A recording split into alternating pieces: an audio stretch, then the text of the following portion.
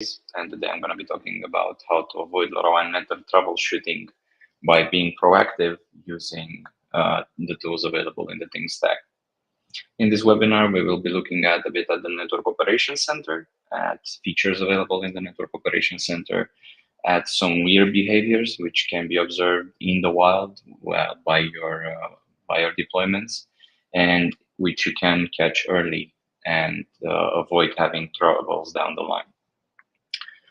During this webinar, I will show the NOC. The Network Operations Center is a feature available in all enterprise Think Stack deployments, including Cloud and Cloud Plus.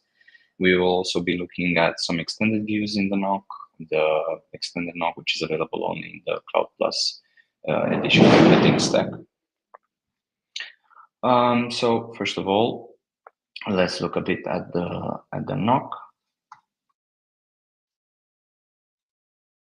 So first of all, the NOC can be it's easiest to be reached via the console. By clicking on your username and using the NOC button. The NOC button is available only if you are an admin. Only admins have access to the Network Operations Center because it allows you to view information about every application and device and gateway which is present in your deployment, in your tenant, as we call it. Once you enter the NOC, you will be greeted by this view, this dashboard. It shows you how many gateways do you currently have connected, and it automatically creates buckets. So how many are connected in the last hour, in the last week, and in the last day. You can use this line in order to check if you have connections which are not stable. This is very relevant while debugging. You can see here on the right the gateway connectivity overview. It shows you all of the gateways which are currently part of the deployment, when they last connected, when they last disconnected, how many times they've disconnected, and we'll go over this in a minute. What's their uptime, so for how long they've been connected to the network as a ratio over time. Next, we have the application overview. It allows you to see basically the same statistics, but for applications. So how many applications have been active in the past hour, day, or week. Since LoRaWAN, it's not a protocol which has the concept of a connection, and basically there isn't a way for the server and to tell if an end device is still connected, so to say, if it's still part of the network. We have activity, and activity simply means when did the end device send a message last time. And in this case, in the past hour, I have messages only from 3 of my applications, whereas I have 4. We can also see the applications themselves, the number of end devices which have been recently active, and the average packet error rate for the end device. And we will use this metric in order to identify potentially affected applications. Finally, we have the same view for end devices with exactly the same explanation. And here we can see the last packet error rate, which has been registered for a particular end device. So going from the top to bottom, we will look a bit at a couple of situations which one may observe while debugging their gateways. Starting with a description of the overview. So when we first open a gateway, from the overview, we're going to be greeted with the gateway details view, which shows us what the uptime is of the gateway, the same one as in the previous view. The lowest RSSI, basically what's the lowest RSSI that the gateway has received for every channel. We care about the lowest one because it tells us what is the range of the gateway. Basically, the signal strength diminishes with distance. So nodes which send messages further apart from the gateway will have lower RSSI, and this gives us an estimate of basically how good the coverage of the gateway is. We have a traffic view which shows us the message rates over time, and also we can see connection and disconnection events. So in this particular case, this gateway has disconnected a bit over the past 7 days. it's not very bad. There were a couple of restarts probably of the network or of the gateway itself, but otherwise the connection has been stable. We can see a distribution of packets per channel, so per frequency. In this case, this gateway has a pretty good environment. The channels are the messages which it sees are well distributed across all channels, although we have one specific channel which sees far less use. And finally, we have the channel utilization and packets per data rate distribution. So channel utilization basically tells us for each individual channel how much time is basically spent by LoRaWAN packets on air. So if you like, let's say a packet takes 2 seconds, and we are looking at a minute of transmissions, we care about the utilization will be 2/60. And why this is very relevant is that in LoRaWAN, if two packets are going to be transmitted at the same time with the same spreading factor, they are likely to collide and basically cancel each other out rather. So neither of them will be received. There are some built-in, let's say, measures against that. So for example, there is redundancy. Packets contain a bit of redundant data such that if only they don't collide very heavily over time, they both may be demodulated. And also we at protocol level, we have countermeasures to that, such as asking the end device to transmit more messages, the same message multiple times, but more on that later. Finally, we have the distribution of packets per data rate. So for each individual data rate, which you can think roughly as each individual spreading factor, how many packets have been sent. In the case of this particular gateway, this gateway sees mainly spreading factor 7 messages, which is really good because it means that most end devices don't consume a lot of energy in order to transmit data. Sometimes we also see very small usage of other spreading factors, but that's almost is not really comparable with the other with the main usage, which is on spreading factor 7.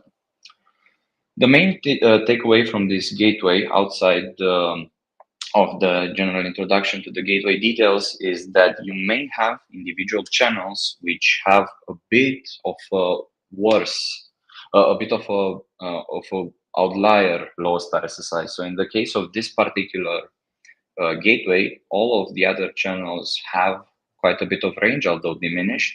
We will see a better gateway later, but we have one channel which has lower range.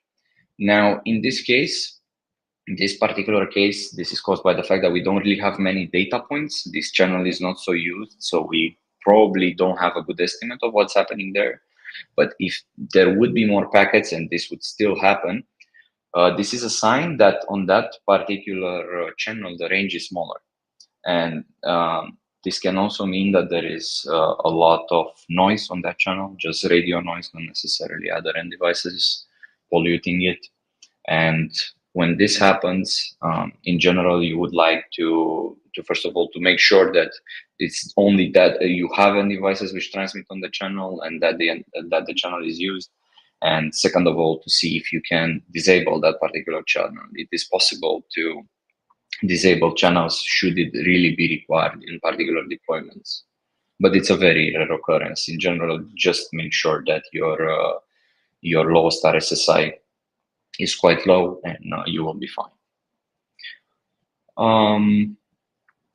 Going back a bit to how a gateway should look like when the range is really good, we have this particular example. In the case of this gateway, the low star SSI is very low, so we basically are able to receive messages from far away, which is great. But we have an imbalance of messages received per channel. So if we look at the first two of them here in this particular distribution, what happens is that we have quite a lot of usage, and suddenly one channel doesn't have packets almost at all on a ratio basis. Like here we have 1.4K almost in an hour, and in the same hour this one sees only 40 messages. What can happen here? This can be also another thing to monitor, to try to be proactive about, is that there is a lot of noise on the channel again, which blocks communication over that particular channel. and that may be a sign that it may need to be disabled. It can be the case in case there is too much noise on the channel that it may need to be disabled. We can also see that compared to the other gateway, which I've shown before, we have higher utilization. I would say that 10%, 10, 15%, it's somewhat normal, is to be expected.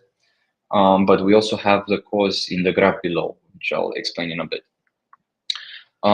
So what we can see compared to the other situation, the last gateway which we viewed over here, is that compared to the old situation in which most packets are sent at spreading factor 7, we have a lot of use for the other spreading factors as well. We have 8, 9, 10, 11, 12. Even they see quite a bit of use. And why this is relevant is because higher spreading factors use more airtime. They basically use the channel for longer periods of time because the message is longer. This is why also they have a higher spreading factor, has higher range, because the packet itself it becomes stronger, like more resilient against radio noise.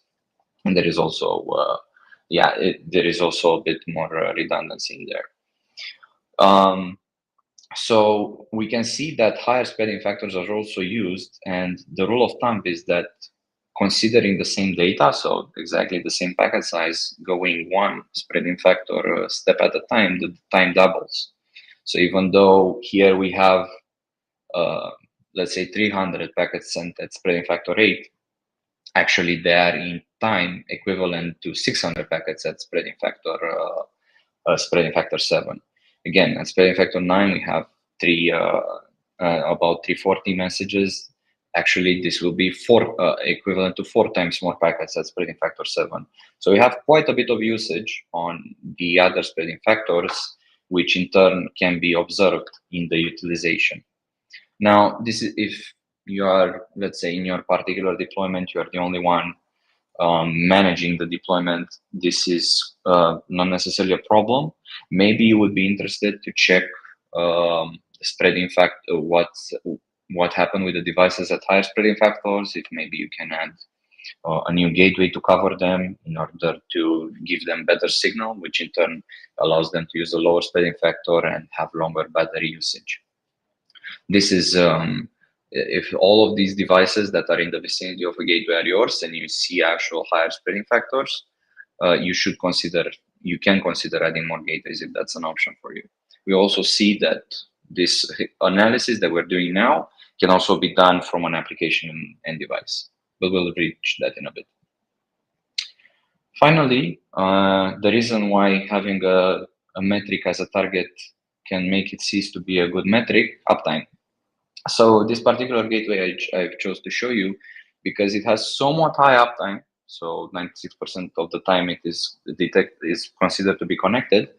But we have a bit of a weird situation in the traffic panel. We can see that the gateway itself disconnects and connects very, very often. And this is a problem because, first of all, we have gaps. We have periods of time like this particular one over here in which the gateway is not connected at all. And traffic which is would be received and would be lost, first of all. But also in general, this gateway and all of those small pockets in which the gateway is disconnected and then connects like 1 or 2 minutes later, all of those small pockets are pockets in which you would be losing messages from your gateway. So what is important to keep in mind when you try to be proactive about your deployment is to also keep an eye on how many disconnects your gateway has.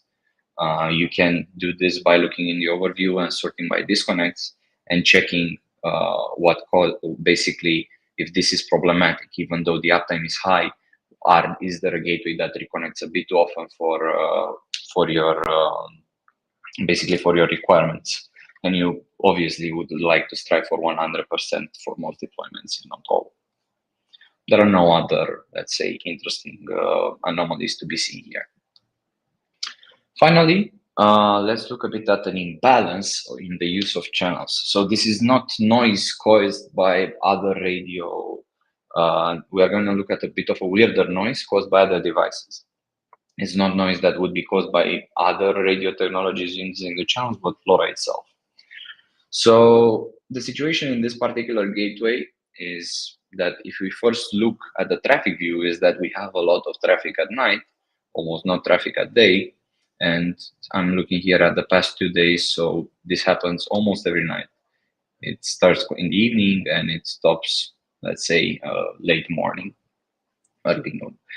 So what happens here? Well, in general, the signal strength is quite good. We are catching packets from far, far away, which is always a good sign from the perspective of the gateway. But when we look at the channels on which the gateway actually is currently listening, what happens is that we see an imbalance between the lower channels, A68.1, 0.3.5, and the other ones. This is a sign in itself that something is not okay. Why? The three channels at the bottom, 0.1, 0.3, 0.5, are the channels which are used in LoRaWAN for joining the network. Before an end device actually has joined the network, has sent what is called the join request, and before it can actually send data, application layer data, so your normal measurements, it needs to join. The join is done on common channels which are basically guaranteed, almost guaranteed to be always listened by the gateways. And it's in the EU region, which in this gateway is operating, and there are three of them. So already when we see this kind of behavior, we can expect that the devices, most of the devices which are in the vicinity of this gateway are actually trying to join the network. We see that some of them are successful, as in the number of packets being sent on other channels increases over time, which is a sign that there is some success in joining the network. But at the same time, the number of packets sent on the join packet on the join channels doesn't really go down that much. So some devices don't succeed. Now, why they may not succeed is actually the channel utilization, which is really, really high. So the channel utilization is, in this case, for the common join channels, almost 30%, which means that about a third of the time there is a packet already on air. So if two devices try to join at the same time and they have less channels to try, they can only use 3, there is a high chance that they will actually collide while trying to join with a join sent by another device. And neither of them will be able to join. This can correct itself over time if the devices actually stay joined, as in they maintain their session after they joined. But the problem with this deployment is that as soon as basically the morning comes to an end, almost, it's over. It's the sessions are gone, and the next night we go again. This is a very badly configured network, but it is what it is. What is important for you is to understand how you can actually recognize that such situations happen in your deployment, and in this case, you can use this imbalance of channels, specifically the join channels versus the other channels, to understand, hey, maybe my devices cannot join. I need to check what happened there. Why don't they keep their session? Why are they joining so much and everything? And the key takeaway is that high channel utilization is not a good environment to be in, because you can expect a lot of collisions. In this case, we also see a lot of use of high spreading factors. The thing is that while a device is trying to join, it has basically it has to optimize join time, so how fast it can join the network versus how much battery it can use, while also following the duty cycle regulations, the law. And what end devices can, for example, try is to send more messages at the highest spreading factor, basically to try to join the network, even expecting that the gateway is quite far away. When they do that, first of all, they use quite a bit of battery, but second of all, they use a lot of time because it's a high spreading factor, and this gives them quite a bit of a chance to collide with the rest of the packets. This is what we see here. Then probably these channels are also high in utilization, not only because of the messages, but also due to the spreading factors being used.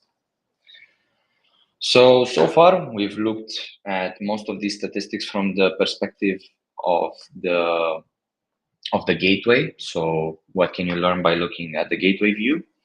But probably what you thought in the back of your mind while we were doing this is, okay, this shows me for everything that's around me, but from the gateway perspective, but what can I do if I'm interested in a particular device or in a group of devices, which in our case would be something like an application.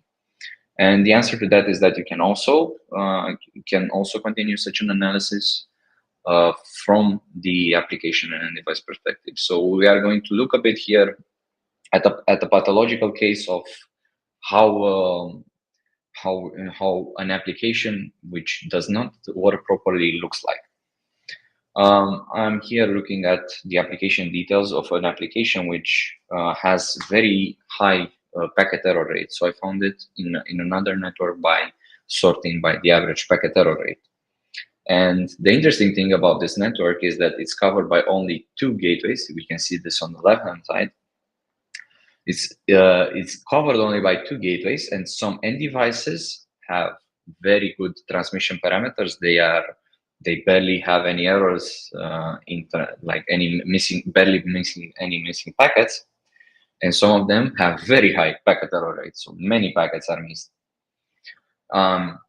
When this happens, in general, you want to look a bit at what happened with these devices which have high packet error rate.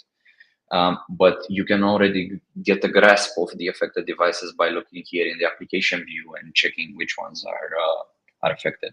Here I have something like, let's say, 30, 31 devices which are affected, and the rest of them are working just fine. We can also look at statistics for the whole application. So some interesting things here.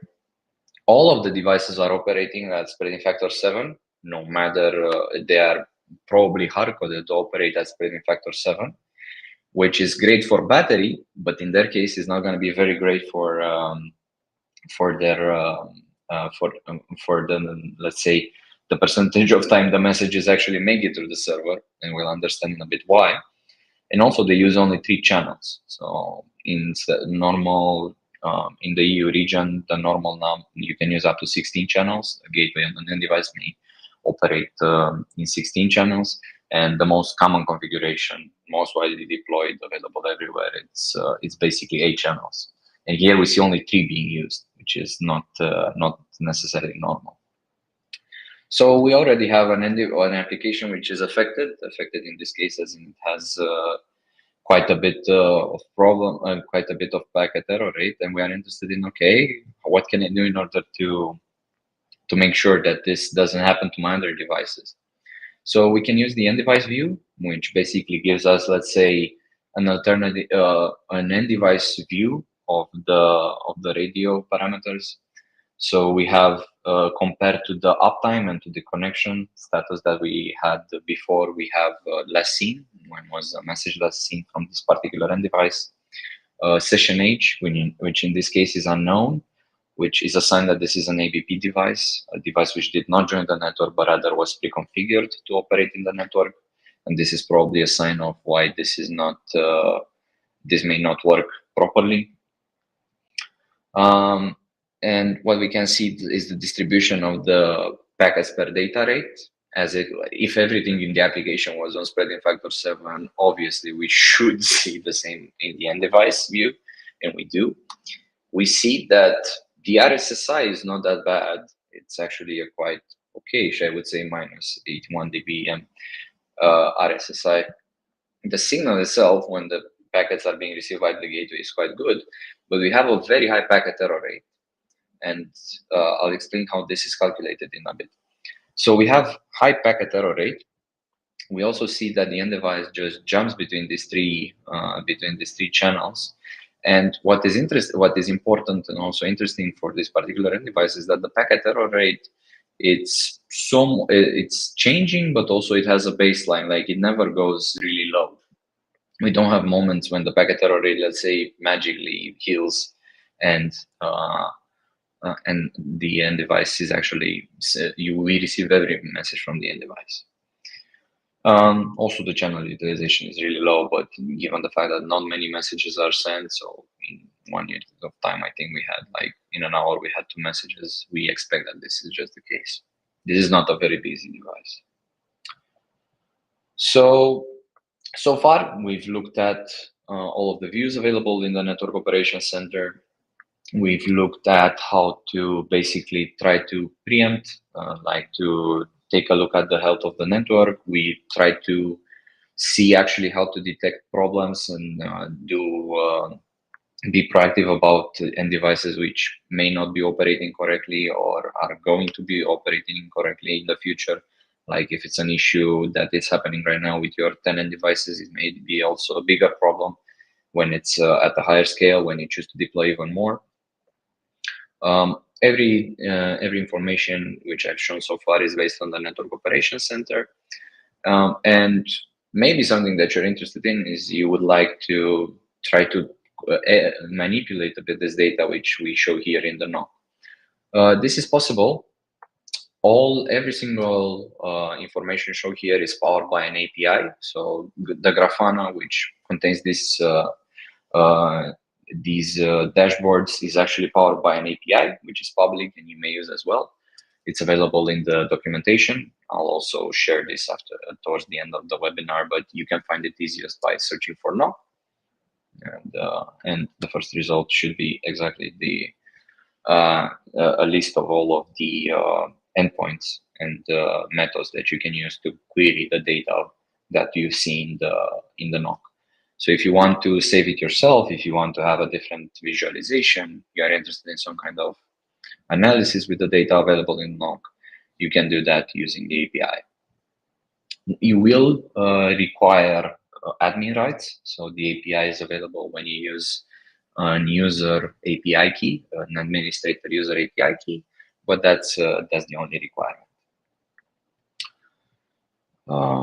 Going a bit forward, what I would like to show is how one would debug, would collect logs, would look a bit at the behavior of end devices and gateways, and also how to use the max state, let's say the network view of the session which the end device is using.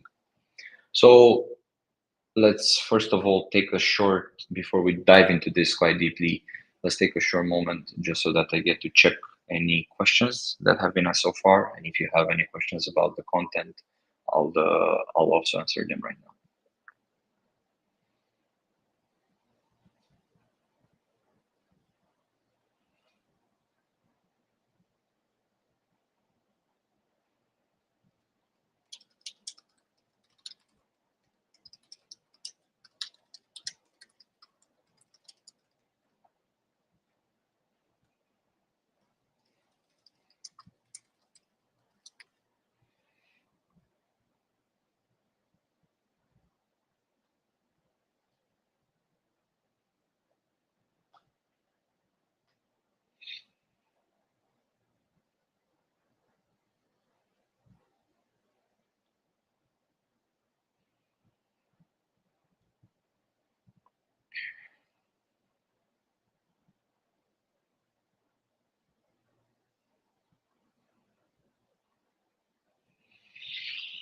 Okay. I'm going to wait one more minute and then I'm going to move forward in just a bit.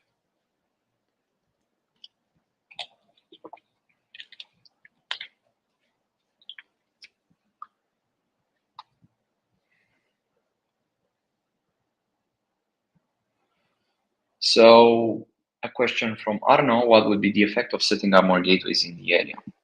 So this is a good question. So first of all, the idea is that by setting up more gateways which are closer to the end device, you allow the end device to use a lower spreading factor, basically to use less airtime and less power as an effect in order to send messages.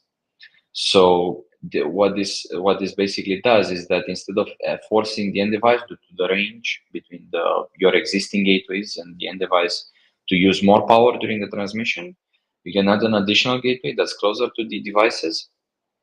Sorry, and this allows the end device to send with less power. Basically, if you have, let's say, a deployment in which you have a number of end devices, quite a bit of them, which are on high spreading factor, like 10, 9, you can get a gateway that's closer to these devices, The signal strength improves for these devices because now you have this path via the new gateway that's closer to the end devices, and you get longer battery lifetime. The gateways themselves, they don't generally interfere one with another. The gateways are, there is a large imbalance in LoRaWAN between messages that come from the devices and messages which are sent to the devices. There is a large imbalance, like in the order there are going to be hundreds of nodes to thousands.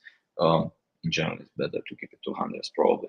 To the number of gateways. The gateways rarely transfer. They do have to send messages when they transmit uh, when they transmit messages back to the end device, but that happens a lot rarer than actually the end devices send.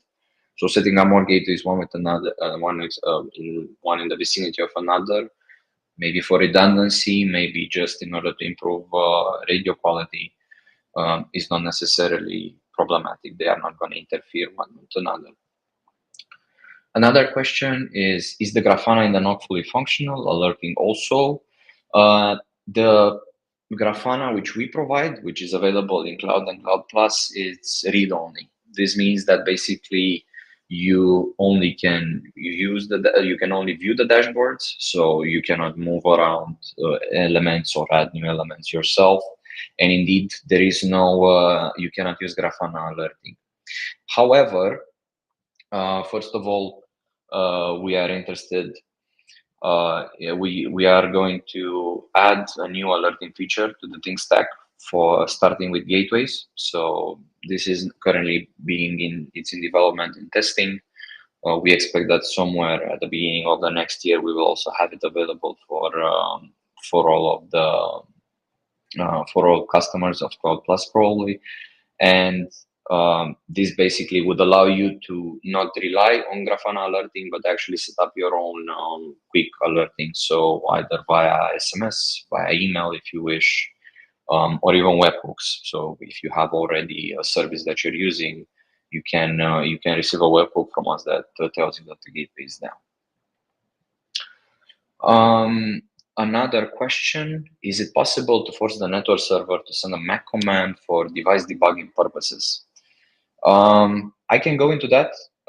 It depends. So the network, when you say send the MAC command, you have to understand that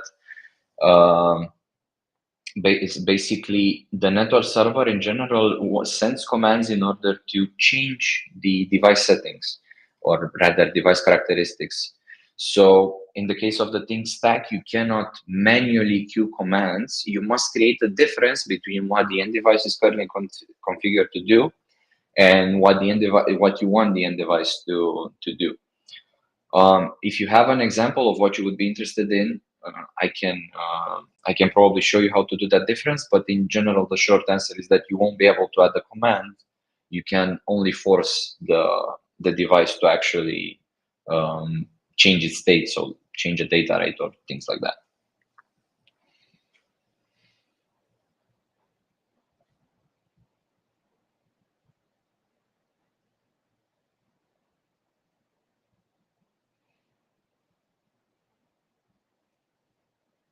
Since we actually had quite a bit of questions in a short period of time. Oh, I can actually show you how to do that. Let's start with that, because it's probably interesting. So the question here is, for example, how can I force the end device to change its spreading factor via the ADR mechanism? So yeah, since we're already looking a bit at the console, let's do just that. I'm gonna use this particular request to show how to actually see the MAC commands going through and being accepted or rejected, and let's continue from there. I'll do that now. If there are any other questions in the next 30 seconds, let's answer them. Otherwise, let's continue with the presentation.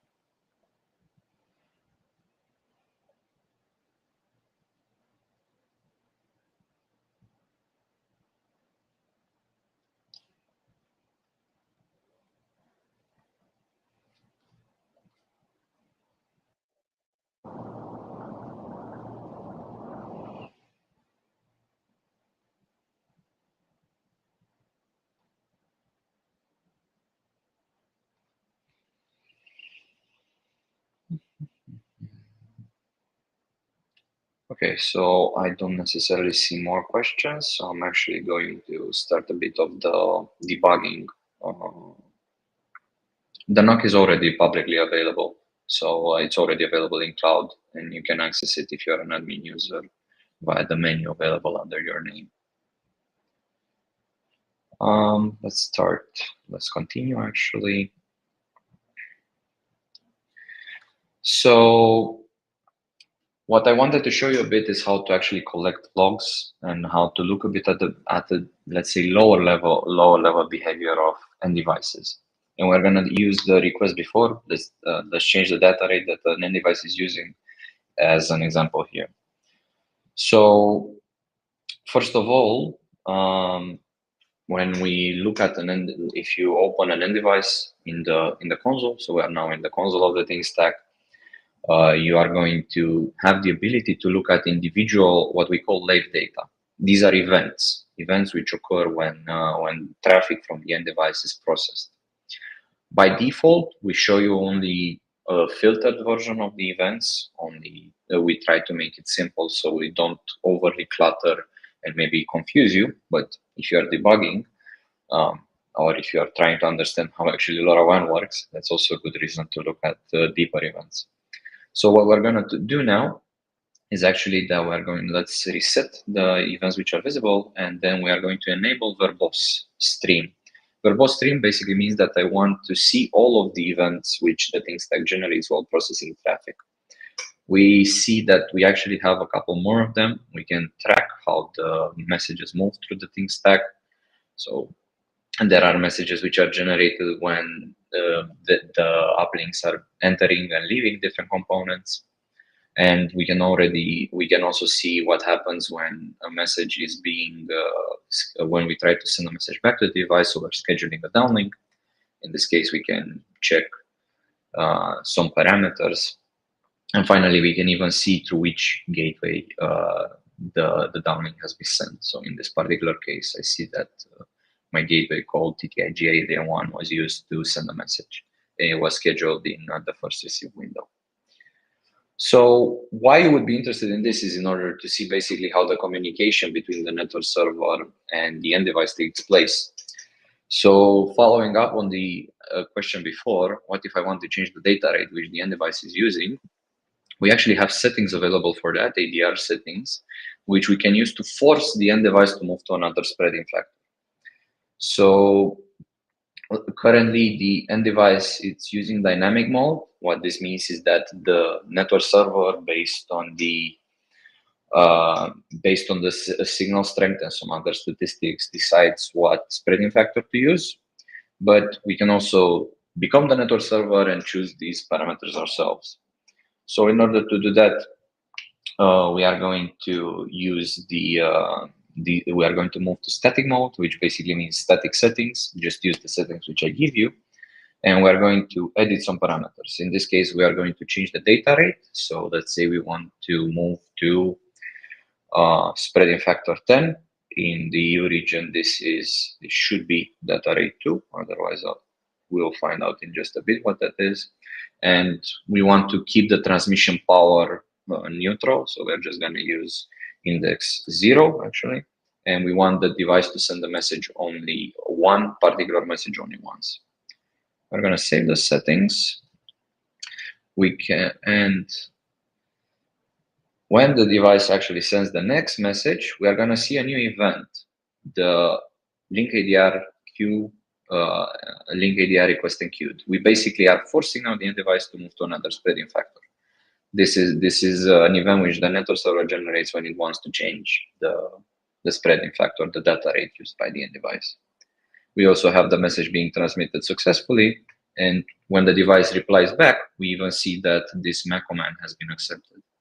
And as a result of this, after the MAC command has been accepted, we can see that subsequent messages are done on spreading factor 10.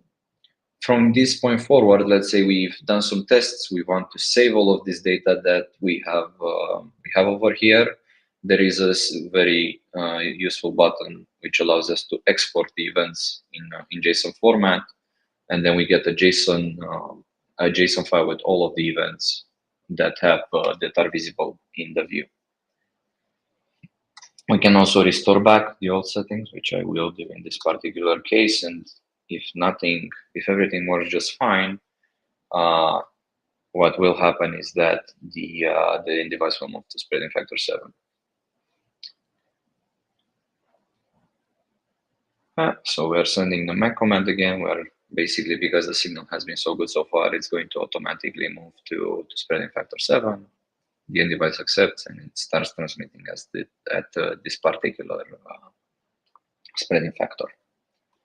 So, and we basically have gone through the whole process which the network server takes in order to send MAC commands and change parameters on the end device.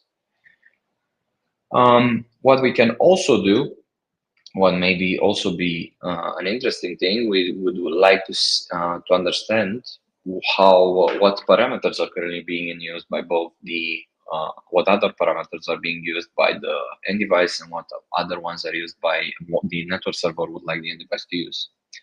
So for that, we have a button, sorry, at the bottom of the page, which is called download make data, which basically allows us to see all of the parameters which the end device is currently using. We're going to do that. And since this is a test device, I'm actually going to show you everything. And first things first, the max state, basically the current parameters used by the session, is divided into two sections. Current, which are the parameters which we know that the end device is using, and desired, what we would like the end device to use. This separation exists in order to basically be able to handle the cases in which you would like your messages to the end device don't always reach it. So if the network server would say, hey, actually, I just want you to change the spreading factor here, send this command to the end device, the command might be lost. There can be something like a radio interference or a problem with the gateway, and the message doesn't reach the end device. We would like to keep retrying that particular MAC command until it reaches the end device. So we have this separate. We do that by doing instead of sending individual commands, basically generating individual commands by looking at differences between the current and desired parameters of the end device. So, for example, when we had those static settings, we knew that the end device was using spreading factor 7, which is index 5, but we, at the time, we wanted it to move to spreading factor 10. And based on that, the network server saw a difference and decided, hey, I'm going to actually instruct the device to change its spreading factor. You can see here every parameter which is relevant from a radio perspective. You can use this to basically double check what is currently happening with your device. So we can see that it's a data rate index 5, which is spreading factor 7. The transmission power index is basically an offset which is used to have transmissions be sent with less power. It's also a battery conserving measure, because if you already have a very good signal to the end device, you can also try to use less power. I can still hear you. Keep that battery going. Number of transmissions is basically how many times the same message should be sent. In this case, because the signal is so good, we ask for one message to be sent only once. But if the radio environment was worse and we would be losing a lot of packets, the network server, or you manually by using static mode, would increase the number of transmissions in order to increase our chance to actually receive the message via gateway. DRX delay, basically the number of seconds until we can start sending a message back to the end device. The data rate used for the second window, in this case it's spreading factor 10. Frequencies used for these windows, which channels the end device operates in. So what's the frequency on which the end device may send a message? This is a bit of a peculiar device which operates in the India region, and the frequencies look a bit a bit different. But if you were looking at a new device, you would see your standard 868.1 or 868.3 megahertz frequencies. These are here in hertz, by the way. That's why the numbers are so big. And outside of the channels, you have some extra parameters which are relevant to LoRaWAN 1.1, but we don't necessarily have to cover them right now. We can also check the device class in case it's not a Class A device. This is in particular a Class C device. We can send messages to it anytime. The LoRaWAN version, and when a last downlink, a confirmed downlink, was sent to the end device. We can also look a bit at the recent traffic. We don't keep the full recent traffic, we have only a couple of fields which we keep for statistics reasons. And one conclusion that we can actually draw from the recent traffic is how many messages we lost, because we have the frame counter, so basically how many messages have been sent, what's the number of the message which the end device has sent. And in the case of this end device, it has sent many messages, 4 million of them to be more exact. But what's relevant here is that between two messages, so index 0 over here and index 1, we have an increase of only 1. So basically we lost nothing in between. And this keeps going for the other messages as well. So there is no packet loss in the case of this end device. This is how you can interpret this MAC data, some interpretations which are relevant. I would say that if you have an end device and you have the feeling that the packet error rate is really high, there is a lot of packet loss, your first stop is to look at this frame, the difference between let's say subsequent frame counters. And if you see a gap, you basically know that you have loss. This is how the network server also establishes it. It considers that the end device will always increment by 1. And if 1 is not seen, it means that it was actually not received at all by any gateway. It was not received from any gateway by the network server. Exactly the same, let's say, exactly the same log collection and verbose data collection that we have available here on the end device view can be done on the gateway view. So if you would like to collect all of the events which are available, which are relevant for a gateway, to check what traffic is received by the gateway and so forth, you can also export the events as JSON and analyze them offline, let's say.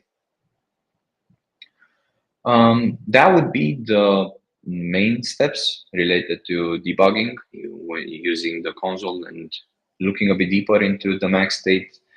I'm gonna stop just for a moment now and take more questions.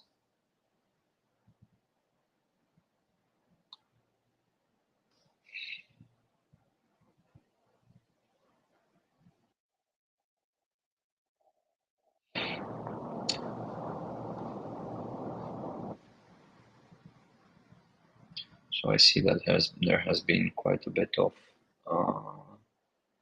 discussions being sent. I think most questions have been answered.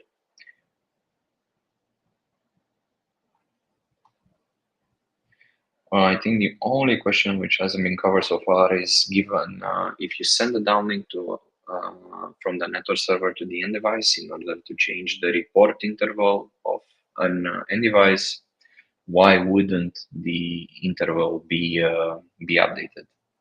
So that's actually an interesting question, because if you analyze it, if you think about it, what for you as an observer, the person with the computer in hands far away from the gateway and from the end device, what it looks like is that the message does not reach the end device.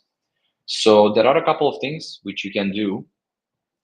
So what we have for both UDP and basic station power gateways, which is for all intents and purposes pretty much all of the gateways used by with the thing stack, there is an acknowledgement coming from the gateway when a message is transmitted. It's basically sent over radio, and you can actually look at that in the events. I'll show you just now how that one would work. One moment. So let's say that you are looking at this particular end device. I'm actually going to send a message, although I think my application will automatically send one. Let's try to send a message, which in this case would be your command, the one which you mentioned. Uh, yeah, and I'm gonna pause. Will be your command, which changes the interval. And what I can see is that the message is scheduled, so a gateway actually will try to transmit this message. In this case, there is only one, so it's not that many things that can go wrong. And there is an event generated when the transmission takes place, which is almost 5 seconds after the message from the end device, which acknowledges that it's an event called transmission success. It basically comes from the gateway, and the gateway says, "Yeah, I transmitted your message, your downlink, which should change the report interval. Now it's up to the end device to hear it." If you don't, this would be the first thing which you can quickly see. If you don't see the transmission success, it means that the gateway did not transmit the message. It did not accept your message. Your next step here would be to look at the gateway logs, because from the perspective of the server, the message has reached the gateway, but the gateway chose for some reason not to transmit it. It's best to look at the logs from your gateway and to check if something happened there. Sorry, if you have a successful transmission taking place, then the message was sent, and maybe the end device is so far away that it didn't manage to hear it. You will have to retry. Maybe you can send it a couple of times, um, or there is something basically happening. Maybe the antenna is not correctly plugged into the gateway. That could also be a cause, and then the transmission does not reach as far as it should. Um, And yeah, those would be the main things at which I look. So start by checking if the transmission success occurs. Look if it does, but you still don't see the message. Look at the gateway if everything, if you have the latest firmware, if all the physically everything is correctly installed, and also look at the logs. In the gateway logs, you may see the cause why the gateway chose not to send the message.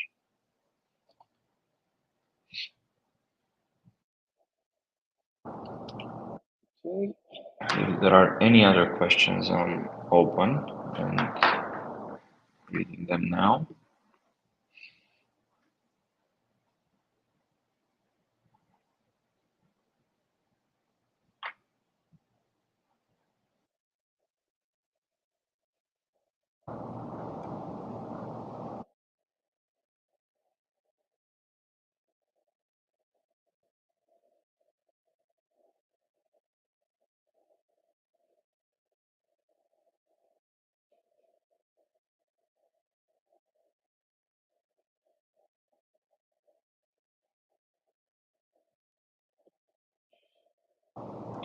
So I don't see any immediate requests coming through, um, unless there are any other questions in the next minute or so. We will end it here.